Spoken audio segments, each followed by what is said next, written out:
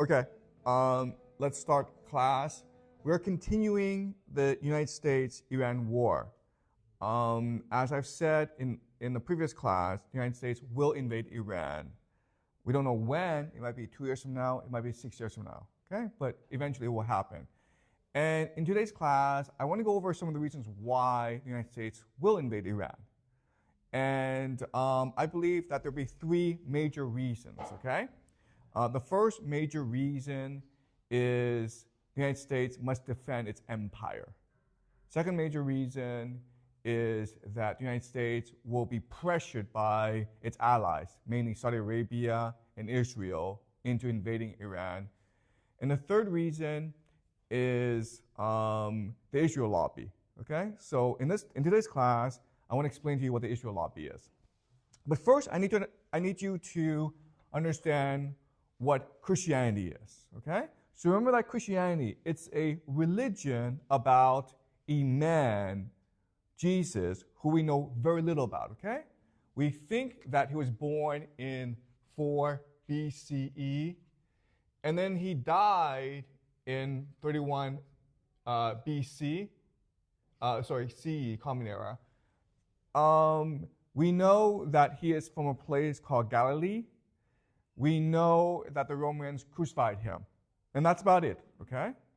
What his believers say is that he is God come to earth, and he was preaching a gospel or a message that God is returning. The kingdom of heaven is coming. And after he was crucified, he was resurrected, and then he went to heaven. And what's really important is that Jesus will eventually return, okay? And this is called the second coming, okay? This is the second coming of Jesus, and when he comes, he will bring heaven onto earth, and we will all live forever in peace. Okay, so that's the story of Jesus. Then the question then is, why this religion become so popular in fact that today about 2 billion people believe in it. Okay, it's the most popular, most powerful religion in the world.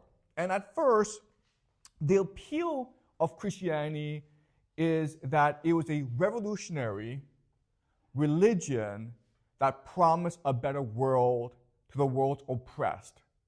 Okay, so if you look at the early people who followed Christianity, it was slaves, peasants, women, okay, people who were marginalized in society.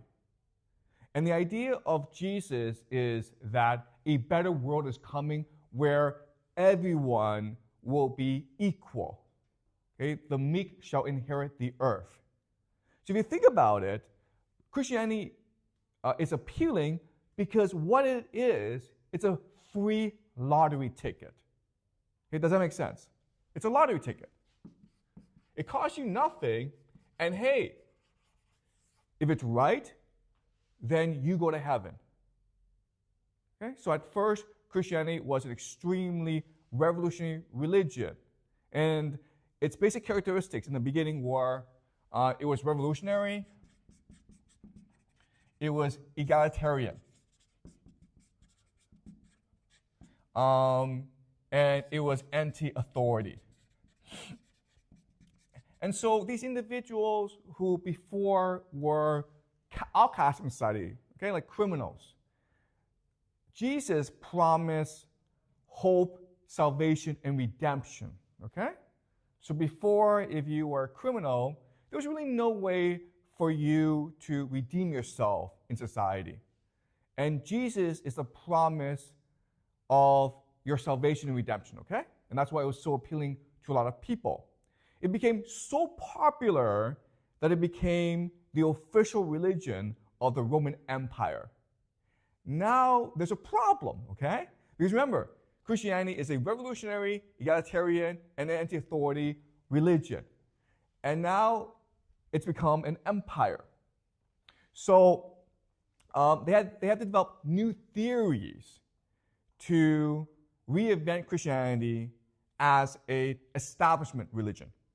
Okay? And as we discussed last semester, the person who did this was Augustine. Okay, Augustine.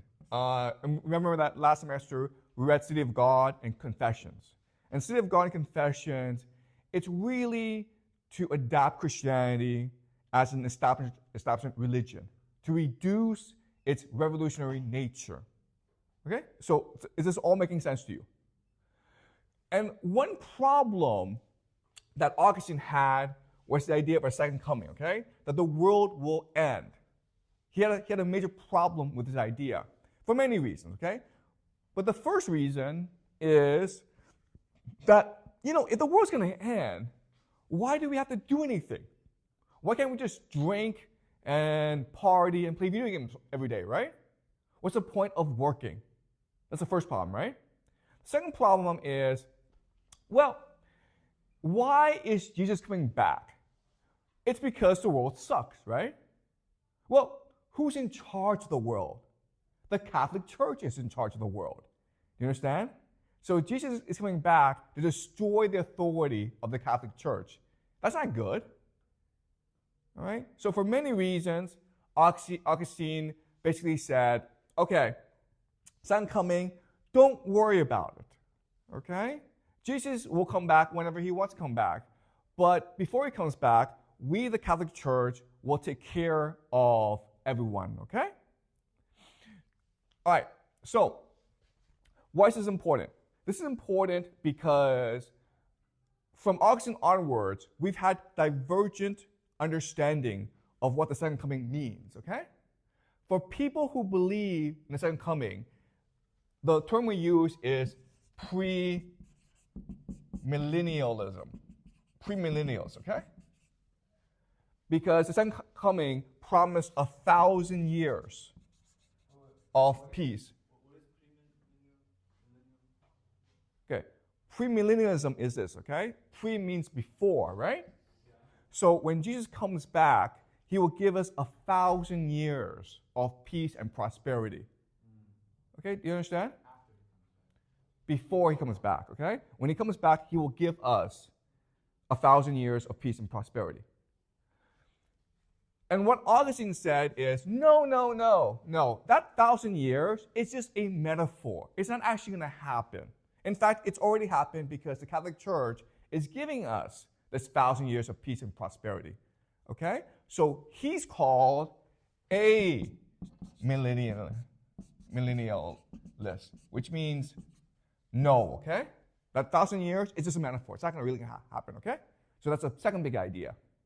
Now, as we know, because all power became concentrated in the Catholic Church, there's a rebellion against the Catholic Church called the Reformation. Okay? The Reformation.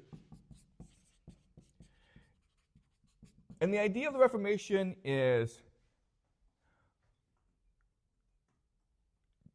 God did not mean for his authority to be established in the church, to be held by priests.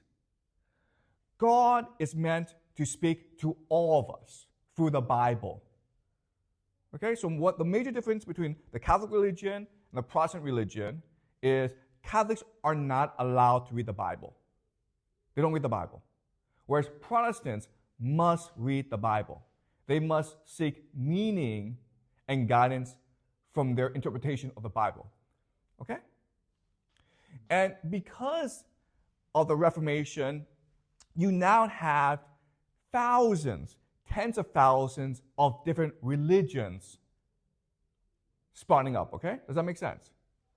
All right? So you have different religions and you have different dissent. So let's look at England, okay? England. So England, there's a king, and before the Catholic Church was supposed to have authority over the king. And of course, the king did not like that, so he supported the Reformation, and he changed the Catholic Church into something called the Anglican Church, okay? Or the Church of England, which he would have authority over. But once the Reformation started, again, you are now allowed to read the Bible. And because of that, you have thousands of new religions coming up in England, okay? And they believe different things, but one thing that they all believed in is the Bible is the supreme authority. Okay? The Bible is the supreme authority, not the king. Right? So this started a major conflict between these groups and the king. And these people are called dissenters. And eventually this led to something called the English Civil War, where the dissenters, the Puritans, killed the king. Okay? But then the king was reestablished. And so this led to decades and decades of fighting in England. So one way that the king tried to resolve this conflict is by sending all these dissenters to America. Okay? To America. And the idea is this. These dissenters believe that the Bible is a supreme authority. The Bible asks us to do certain things, okay? Because it's written in the Bible. For example, you're not allowed to drink. You're not allowed to dance. You're not allowed to have any fun. You must focus on your own spiritual improvement. Okay? You're not allowed to have slaves. And so, because they believed these things, they were constantly in conflict with the establishment, okay? With people in power. And so the king was like, guys, if you really believe in these things, go to America. Why? Because there's nobody in America. So you can build your own kingdom of heaven. Do you understand? Okay? So this is the origin of the United States. The United States was founded as a Christian nation, which put the Bible as the supreme authority. Okay? Does that make sense? You guys probably don't know this about the United States. You think the United States, it's a non-religious, secular, multicultural nation that believes in science, right? That's what it looks like from the outside. But inside its soul, its history, it is a Christian nation dedicated to achieving the kingdom of God on earth. Okay? And using the Bible as the supreme authority and guide to achieve this kingdom on earth. Okay? Does that make sense? All right. So, these people in America and these dissenters, okay? One question that they always ask themselves is, why isn't Jesus back yet, okay? The second coming. Why isn't the second coming back yet? And different people have different explanations, okay? And so from this group come two more groups, okay?